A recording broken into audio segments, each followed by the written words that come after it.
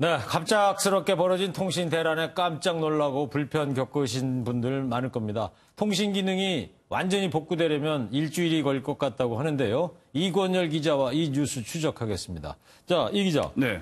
앞서 보도에서도 보셨겠지만 불편 겪은 분들의 이야기가 많이 지금 보도가 됐는데 그런데 네. 당장 그 현장에 취재하러 간 이 MBN 기자들도 연락이 닿질 않았다면서요? 네, 그렇습니다. 저희 기자들도 오늘 하루 종일 서로 연락이 안 돼서 참 애를 먹었습니다. 네. 인터넷에 올라온 피해 사례들을 좀 모아봤는데요. 네. 요즘이 대학교 논술 입시철인데 시험장을 찾아가야 되는데 위치 검색이 안 된다 이런 게 있었고요. 또 논술 시험 수험표를 뽑아야 되는데 인터넷이 안 돼서 뽑을 수가 없다 이런 글도 올라왔습니다. 그렇게 됐군요. 네, 그리고 또 요즘은 또 가족요금제라고 해서 온 가족이 한 통신사 상품을 쓰는 경우가 많거든요. 할인받을 수 있으니까요. 예, 그렇습니다. 그런데 온 가족이 KT를 쓰는 가정은 아예 온 가족 모두 통신을 못했다, 휴대폰을 못 썼다 이런 사연도 올라왔습니다. 당연히 그렇겠군요. 예.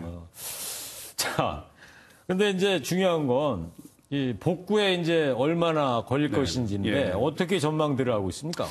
예, 제가 KT 측에 물어봤습니다. KT 측의 답변은 휴대전화는 내일까지 복구가 가능하고 유선 전화와 인터넷은 모레, 그러니까 다음 주 월요일 오전까지 복구가 된다고 밝혔습니다. 네, 모레까지는 네, 된다. 그렇습니다. KT 이용하시는 분들이 모레부터는 큰 불편 없이 이용할 수 있을 것으로 보이는데요. 하지만 오류 없이 통신 기능을 완벽히 복구하려면 일주일 정도는 걸릴 것으로 소방당국은 예측하고 있습니다. 소방당국은 한 일주일 정도 걸릴 것 같다. 네, 완벽히 고치려면. 네. 그리고 말이에요. 오늘 불이 난 곳이 이제 저 빌딩에 이제 통신구라는 건데 그 지하에 그런 통신구가 있다는 건 잘 몰랐어요. 네네. 대체 통신구가 어떤 겁니까?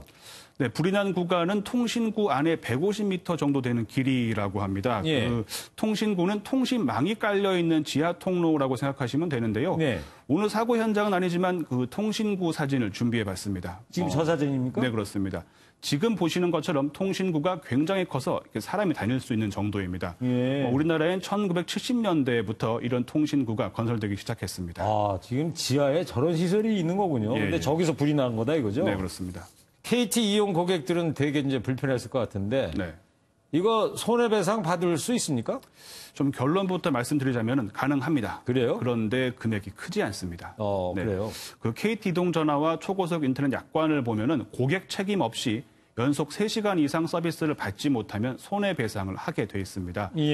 통신을 이용하지 못하는 시간만큼 통신 이용료를 가입자에게 돌려준다고 생각하시면 되는데요.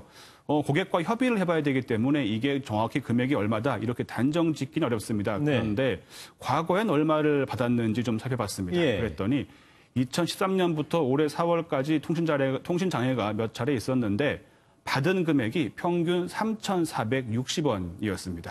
3,460원? 네, 그렇습니다. 그런데 저 보상액을 소비자가 고소 같은 걸 해야 되는 겁니까? 아니면 통신사가 알아서 주는 겁니까? 전례를 보니까요, 대개의 경우에는 통신사가 다음 달 요금에서 그 금액을 삭감해 준다고 합니다. 그렇군요. 네.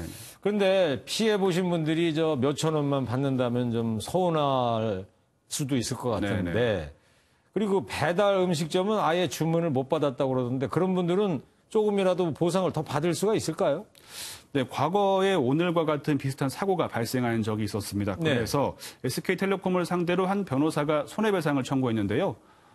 통신장애로 의료인과 상담을 하지 못했으니까 10만 원을 손해배상해라 이렇게 요구를 했습니다. 그런데 이게 1심, 2심, 3심까지 갔는데 법원은 통신사의 손을 들어줍니다. 대법원까지 갔다는 얘기네요. 네, 그렇습니다. 결국. 법원은 이렇습니다. 피해를 본 사람이 피해 규모를 정확히 입증해야 한다라는 건데 이게 실제로 피해 입증이 쉽지가 않습니다. 왜 그럴까요? 왜냐하면 예를 들어 배달 음식점이라고 한다면 주문을 받지 못했는데 실제로 그 시간 동안 얼마의 주문을 더 받을 수 있었다. 이것을 증명해야 합니다. 막상 쉽지 않은 일입니다. 그렇겠군요.